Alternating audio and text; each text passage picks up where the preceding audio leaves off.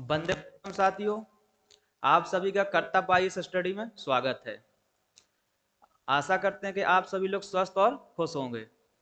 आज का जो सेशन हम लेके आए हुए हैं, ये करंट अफेयर्स का बहुत ही गर्म मुद्दा लेकर आए हैं, जो हाल ही फिलहाल में एक नया वायरस आया हुआ है, जो कोरोना की तरह क्या कर रहा है, कोरोना की तरह ही प्रभावित लोगों को करना शुरू कर दिया है। तो इसीलिए जो हमारी पहली लाइनिंग है कि क्या कोरोना की तरह डराने लगा H3N2 वायरस। तो आज के जो करंट अफेयर्स का जो सेशन है, इसमें हम जो है H3N2 वायरस के बारे में जानेंगे। ये क्या है, ये किस प्रकार से इसके लक्षण हैं, इससे क्या बचाव के उपाय हैं और कैसे से दूर रहा जा सकता है, और वर्तमान में जो है इसके लिए इसके लिए कोई वैक्सीन है या नहीं है, या कौन सी दवाओं का यूज करके हम इस वायरस से बच सकते हैं। तो आइए आज के जो करंट अफेयर्स का सेशन है उसे हम स्टार्ट करते हैं और देखते हैं कि ये H3N2 वायरस क्या है और किस प्रकार से ये कार्य करता है, लोगों को प्रभावित किस प्रकार से करता है, हम इसमें आज के सेशन में डिस्कस करेंगे। तो आप लोग देख रहे होंगे कि H3N2 वायरस जो है किस प्रकार से है, क्या है। तो हम देखते हैं कि एक तस्वीर के माध्यम से पहले इसको थोड़ा सा समझने का प्रयास करेंगे। और ये आप तस्वीर जो है आपके सामने आई हुई है। इस तस्वीर में ये कैसे फैलता है, कहाँ से इसकी उत्पत्ति हुई है, उसको थोड़ा सा हम समझने का प्रयास करते हैं। देखिए, आप इस तस्वीर में देख रहे होंगे कि एक आपको दिख रहा होगा, एक सुअर है जिसे स्वाइन बोलते हैं आप लोग। ये सुअर है। इस सुअर में जो है वायरस उत्पन्न हुआ है। क्या ये वायरस सबसे पहले कहाँ उत्पन्न हुआ है? सुअर में पाया गया, जिसे आप प्रारंभ में इसको क्या जानते थे? H1N1 के नाम से आप इसको जानते थे। और जब ये मनुष्य में पहुंचता है, जब मनुष्य से संक्रमित होता है, तो इस समय समय पर क्या है कि नया नया वेरिएंट या नए नए प्रकार का उपकार रूप ले लेता है। वो जो अब वर्तमान में नया रूप लिया है, उसको वैज्ञानिकों ने क्या नाम दिया है हुआ है आपका? H आपका 3 और N2 जो है नाम दिया हुआ है। तो देखिए, जैसे ये क्या हुआ, सुअर में उत्पन्न हुआ, फिर ये क्या है, वायुमंडल में जो है, वायुमंडल में प्रसारित हुआ, संक्रमित हुआ। फिर एक वायुमंडल से हम लोग क्या होते हैं कि ये है मनुष्य में इंजेक्ट होता है। क्या है, जो है मानव जाति इससे क्या है, प्रभावित हो रही है। तो ये कई प्रकार से हो सकता है कि आप प्रत्यक्ष इसके सीधे अगर आप संपर्क में आकर भी इससे प्रभावित हो सकते हैं, या वायुमंडल से भी आप प्रभावित हो सकते हैं। तो आज के जब सेशन में H3N2 वायरस के बारे में जानेंगे कि वायरस क्या है, इसके बचाव क्या है, किस प्रकार का वायरस है। तो आइए हम आगे चलते हैं और थोड़ा सा देखने का प्रयास करते हैं कि आपका जो H3N2 वायरस क्या है।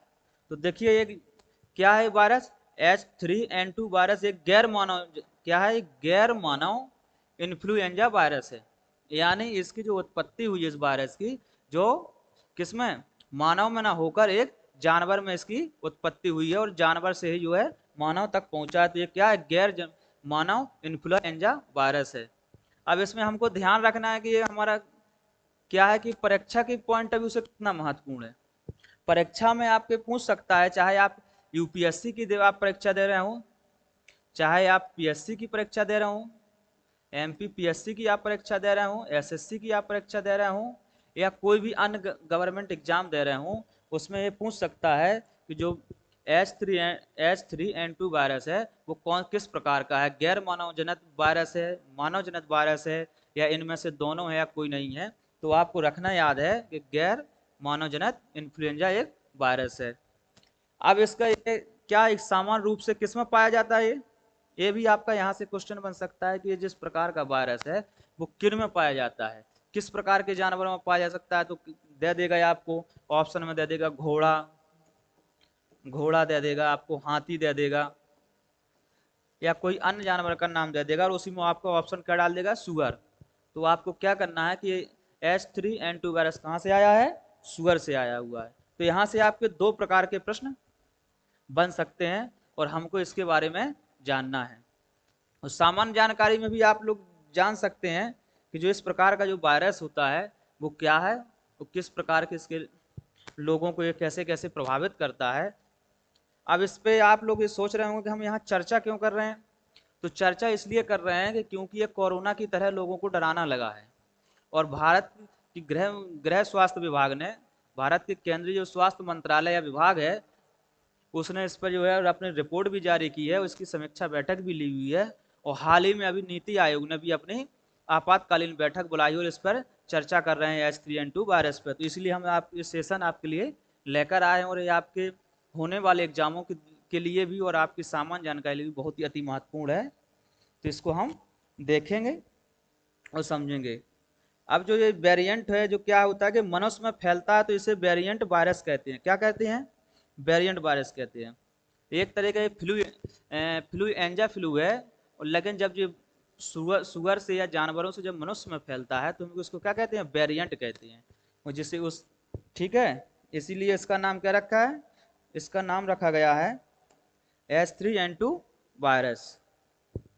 चलिए आगे चलते हैं, थोड़ा सा आगे देखते हैं इसकी पृष्ठभूमि कि जो आपका इस समय हाल ही में हम जिस वायरस के बारे में चर्चा कर रहे हैं, इसको पहले कहाँ कैसे आया, क्या इससे पहले भी इसे था या नहीं था, तो इसकी थोड़ा सा बैकग्राउंड में जाने का प्रयास करते हैं। तो जो आप देखेंगे कि 2010 में शुरू में क्या जो आपका 2010 था, सन 2010 में H3N2 वायरस का पता चला। किसमें? जानवरों में, सुअर में। सुअर में इसको क्या कब पता चला? 2010 में। वही मानव में कब पता चला? तो मानव में जो H3N2 वायरस था वो 2011 में इसके जो है लक्षण मानव में देखने को मिले, और इसको सबसे पहले कहाँ देखा गया था? 2009 में मैक्सिको में H1N1 के रूप में। तो हमने थोड़ा सा इसका बैकग्राउंड जानने का प्रयास किया, इसका हमने थोड़ा सा बैकग्राउंड जानने का प्रयास किया। अब इस पे हम क्या आगे जो हम इसकी क्या चर्चा करते हैं कि फैलता कैसे है। जो आपका H3N2 वायरस है, ये फैलता कैसे है, किस प्रकार से आप इससे संक्रमित हो सकते हैं, जो आपको जानना अति महत्वपूर्ण है। क्योंकि इस वायरस से बचाव करना है, जिस प्रकार से हमने सबने कोरोना से अपना बचाव किया था। किससे बचाव किया था? कि जो है इसके बचाव कार्यों से ही, कि भाई हमको अपने हाथ सैनिटाइज करना, मास्क लगाना है, संक्रमित क्षेत्रों को छूना नहीं है, सामाजिक दूरी बना के रखनी है। उसी प्रकार से इस H3N2 वायरस के लिए भी हम बचाव कार्य करेंगे और जानेंगे, उसी से हम इससे बच सकते हैं। लेकिन यहाँ थोड़ा सा जानना ये भी जरूरी है कि फैलता कैसे, कैसे हम कैसे किस किस प्रकार से इससे संक्रमित हो सकते हैं। तो आपको आइए देखते हैं कि भाई कैसे कैसे हम संक्रमित हो सकते हैं।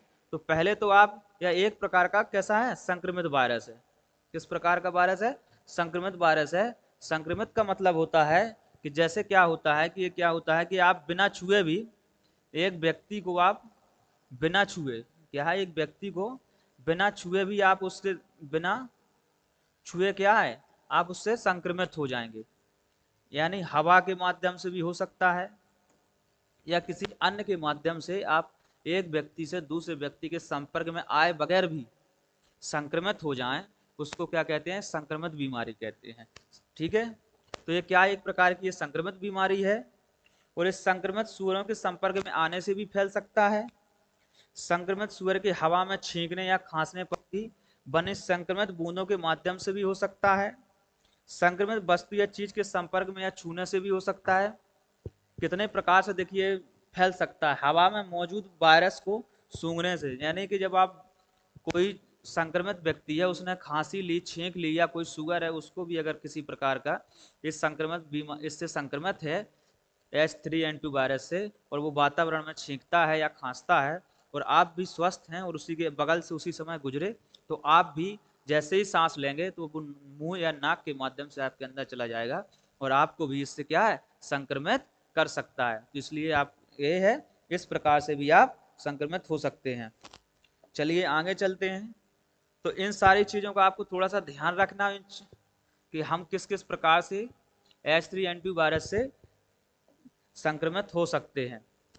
हमने अभी ये जाना कि किस किस प्रकार से H3N2 वायरस फैलता है, हमने ये जाना। अब जानते हैं कि अगर हम इससे संक्रमित हो गए या कोई व्यक्ति संक्रमित है तो उसकी पहचान कैसे करें, कि कोई व्यक्ति H3N2 वायरस से संक्रमित है या नहीं, उसकी कैसे पहचान करें। तो कुछ आपके ये सिम्टम्स दिए हुए हैं, तो आप इनसे पहचान कर सकते हैं, जैसे कि उस व्यक्ति को खांसी आना, बुखार आना, शरीर में दर्द, सिर दर्द, गले में खराश, बहती नाक, थकान, जी मचलाना, उल्टी एवं दस्त। यानी लगभग जो जो सारे संक्रमण जो इसके जो सिम्टम है वो लगभग लगभग कोरोना से मिलते जुलते संक्रमण हैं।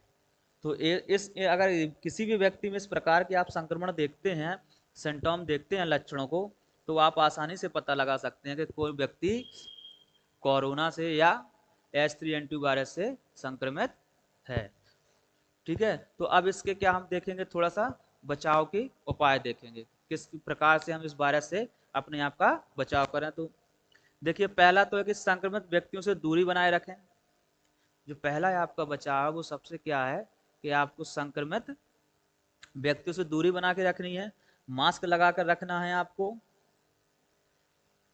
संक्रमित क्षेत्रों में जाने से बचना है। क्या है, संक्रमित क्षेत्रों से जाने से बचना है। एक अमेरिका की एक संस्था है CDC, जिसका जो है ये क्या करती है कि लोगों को सुझाव दे रही है कि भाई आपको जो है संक्रमित क्षेत्रों पे जाने से बचना है, जहाँ सुअरों जानवरों का मेला लगा है वहां से भी जाने से बचना है। तो आपको क्या करना है कि संक्रमित क्षेत्रों में जाने से बचना है, स्वच्छता का पालन करना है, योगा करना है, जिससे आपके शरीर में स्फूर्ति रहे, प्रतिरोधक क्षमता इस वायरस के प्रति बढ़े। स्वच्छता का पालन करने का मतलब वही है कि आपको मास्क लगा के रखना है, अपने हाथों को अच्छे से वॉश करना है, सैनिटाइज का यूज करना है। इस तमाम उपायों को आप अपनाकर जो है इस वायरस से संक्रमित होने से बच सकते हैं। तो हमने बचाव के उपाय देख लिए। अब इसके लिए देखते हैं कि थोड़ा सा चिकित्सीय क्या सुविधाएं उपलब्ध हैं। अगर आप H3N2 वायरस तक संक्रमित हो जाते हैं तो क्या चिकित्सीय दवाइयाँ उपलब्ध हैं या नहीं है, क्या सुझाव हैं इसके लिए। तो इसमें क्या है कि जो आपका मौसमी इन्फ्लुएंजा के इलाज के लिए जो इस्तेमाल की जाती है एंटीवायरस दवा है, उसके लिए आप यूज कर सकते हैं या डॉक्टर की सलाह ले सकते हैं। दूसरा, इनके लिए कुछ दवाओं के नाम लिखे हुए हैं। ओसेल्टा मीविर आप दवा ले सकते हैं, जना मीविर दवा ले सकते हैं, पैरा मीविर दवा ले सकते हैं, या बोलोक्सिविर आदि दवाओं का यूज करके भी आप इस वायरस से क्या है बच सकते हैं। चलिए, हमने चिकित्सीय बचाव देख लिया। अब थोड़ा सा और आगे चलते हैं, इस वायरस के बारे में जानते हैं। तो जो आपका सबसे अधिक जो प्रभावित व्यक्ति है H3N2 वायरस से सबसे अधिक प्रभावित कौन व्यक्ति होते हैं, उनके बारे में जानते हैं। तो सबसे अधिक जो प्रभावित होते हैं वो 5 वर्ष से कम उम्र के बच्चे, और जिनकी उम्र 60 से 65 वर्ष से अधिक आयु की उम्र के हैं, ये व्यक्ति सबसे अधिक प्रभावित हो रहे हैं। कौन से? 5 वर्ष से कम के बच्चे और 60 से 65 वर्ष की अधिक के बुजुर्ग व्यक्ति। ये क्यों सबसे अधिक प्रभावित हो रहे हैं इस वायरस से? क्योंकि इनके प्रति सबसे कम प्रतिरोधक क्षमता पाई जाती है। तो ये अधिक आसानी से लोग इस वायरस का शिकार बन जाते हैं। और वो भी लोग प्रभावित हो रहे हैं जो गंभीर रूप से बीमारियों से प्रभावित है, जैसे जैसे किसी हृदय रोग समस्या है, किसी को फेफड़ों संबंधी समस्या है, किसी को ब्लड प्रेशर की समस्या है, किसी को शुगर है, इत्यादि बीमारियों वाले व्यक्ति भी इसका क्या है आसानी से शिकार बन जाते हैं। तो ऐसे व्यक्तियों को थोड़ा सा ध्यान रखने की जरूरत है और बचने की जरूरत है कि इस वायरस से अपने आप का थोड़ा सा बचाव करें और भीड़ भाड़ वाले इलाकों में जाने से बचें। अब थोड़ा सा यहाँ आगे देखते हैं कि जो इस संक्रमण वायरस है ये घातक क्यों हो रहा है, अधिक घातक या डरावने वाला क्यों हो रहा है। वो इसलिए हो रहा है कि अभी हाल ही में H3N2 वायरस से भारत में जो है 2 मौतें हुई हैं। कितनी मौतें हो गई हैं? 2 मौतें हो गई हैं।